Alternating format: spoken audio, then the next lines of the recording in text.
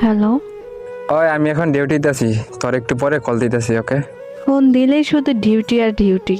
আমি এত কিছু জানি না, তোমার সাথে আমার কথা আছে। তোমার কি সমস্যা? শান্তি মতন কি কাজ করতে দিবা না নাকি? তুমি কি করে বুঝবা? তুমি তো থাকো বিদেশে। যে বেটা বুঝবো তার সাথে কথা বল, যা। আমার কাছে ফোন দিছিস কেন?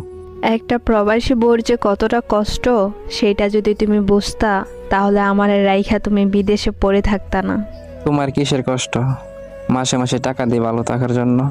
টাকা দিয়ে যদি সব সুখ আর ভালো থাকা যেত, তাহলে মানুষে ফুটপাতে ঘর বেঁধে থাকতো। শোনো, আমি তো তোমাদের জন্য এই প্রবাসে কষ্ট করি, তোমাদের মুখে হাসি ফোটানোর জন্য।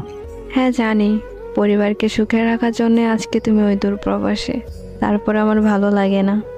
কেন, কি হয়েছে তোমার, বলো। আমার কষ্ট হয়। প্লিজ তুমি বাড়িতে চলে আসো। কেউ আমাকে বুঝে না। আমারও তো কষ্ট হয় তোমাদেরকে ছেড়ে।